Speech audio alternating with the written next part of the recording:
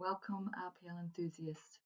The intersection of the RPL, recognition of prior learning, and micro-credentials, hereon referred to as MCs.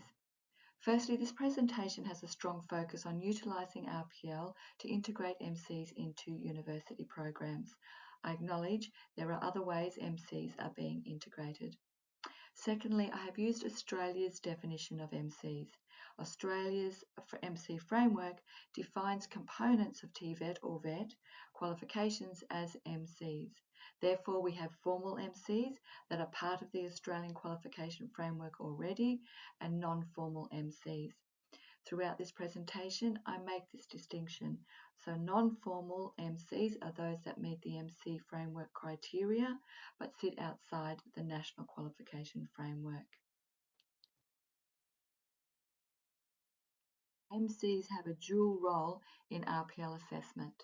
MCs can be an outcome of RPL as well as an input for RPL assessment.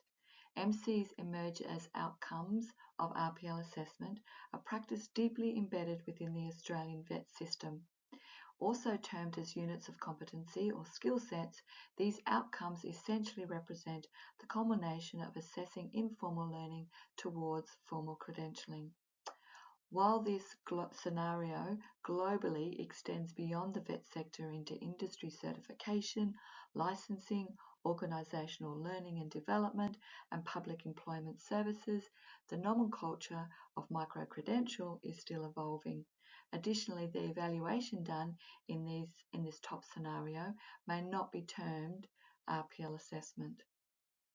Unfortunately, many national RPL frameworks overlook this top scenario, missing an opportunity for the equity agenda. The more common treatment of MCs in RPL assessment is the bottom scenario. MCs serve as pivotal inputs for RPL assessment, particularly within the education and training sectors. In the VET sector, VET MCs are recognised uniformly across Australia as credit transfers, subject to established currency rules.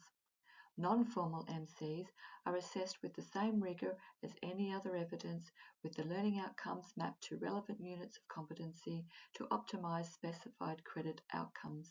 It will always involve a quality-assured RPL assessment by applying the principles of assessment and rules of evidence. In the university sector, RPL processes primarily facilitate program entry or exemptions, with specified credit being awarded less often. Overall, MCs have benefited the case for RPL in that they enhance the perceived validity of alternative learning types. They have elevated the significance of lifelong and life-wide learning. Ultimately, MCs have forced entire learning ecosystems to reinvestigate the utility of RPL to enact multiple pathways. Specifically, the first scenario improves RPL access through MCs. MCs are codified parcels of competency. Because of their small size and tendency to be competency-based, RPL pathways into MCs are streamlined. Their competency-based structure facilitates RPL assessments, addressing perceived challenges in assessing informal learning within RPL processes. In the second scenario, RPL serves as a crucial mechanism for incorporating MCs into university programs. MCs present easy-to-assess evidence compared to informal learning. One could assume and hope MCs make it easier for candidates when approaching higher education for recognition. However, challenges persist in fully leveraging MCs for higher education recognition.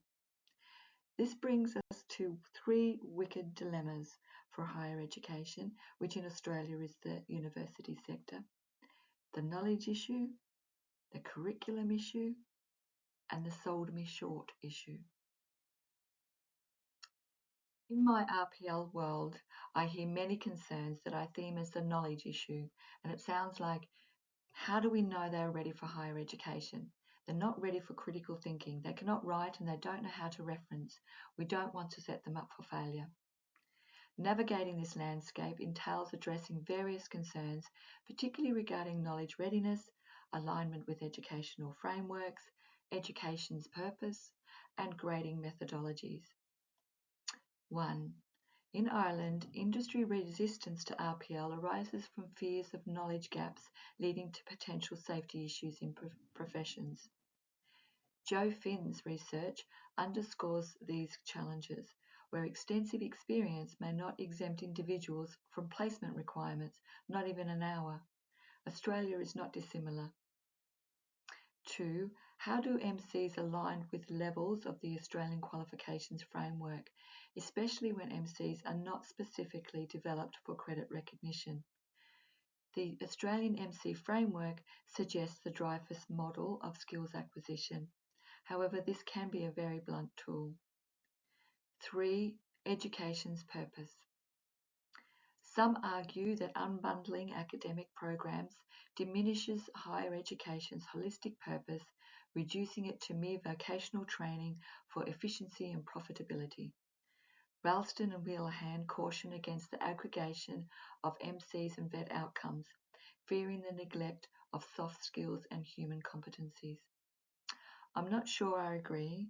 MCs and VET offerings encompass a broad spectrum of skills and knowledge, including complex soft skills.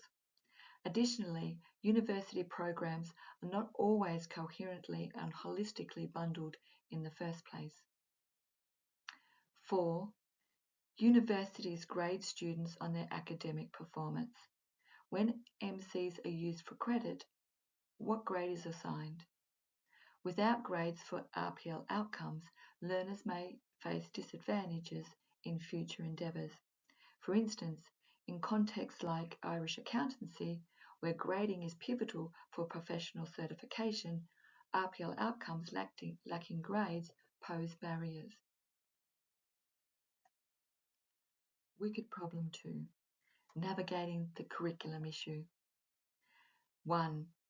Overly prescriptive learning outcomes date quickly, hinder contextualisation and innovation, limiting the ability to integrate rich experiences from RPL students into the curriculum.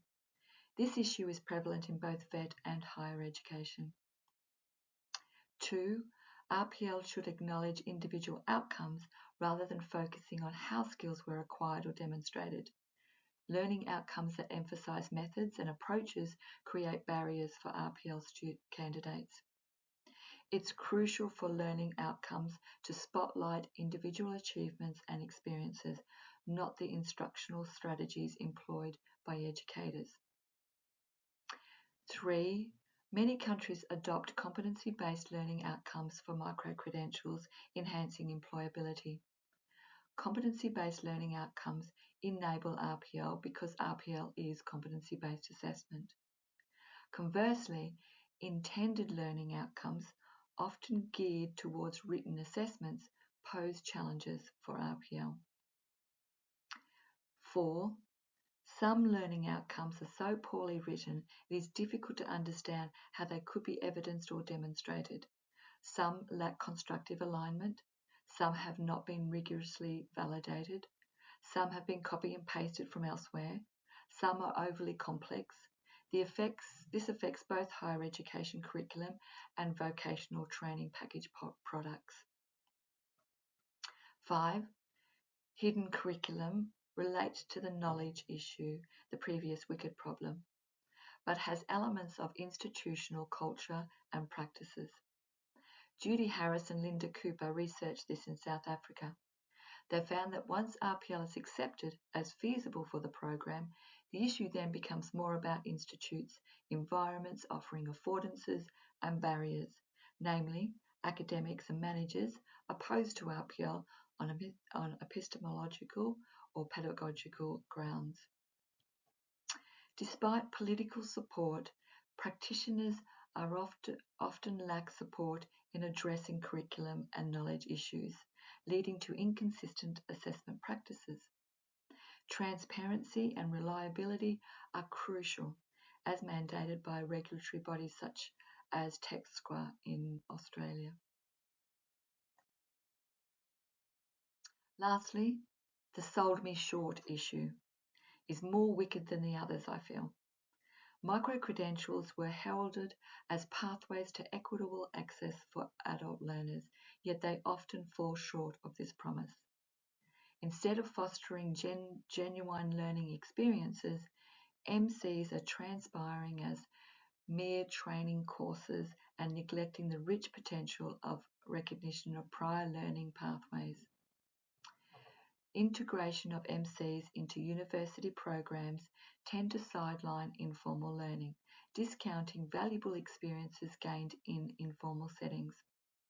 Universities favour neatly packaged MCs over the messy yet authentic evidence of informal learning, thus overlooking a candidate's diverse experiences. While MCs have brought RPL into the spotlight, they risk exacerbating exclusion by disregarding evidence beyond the MC. This exclusion undermines the very purpose MCs aim to fulfill, hindering educational access rather than enhancing it. As a certified facilitator for the Irish National Forum's RPL badge, I'm excited to announce an upcoming course contextualised for the Australian HE sector, and we're extending an invitation for guest speakers to share their insights.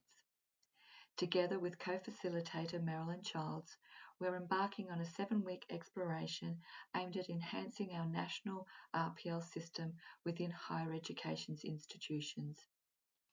Our focus, addressing the fundamental what, how and why of RPL implementation.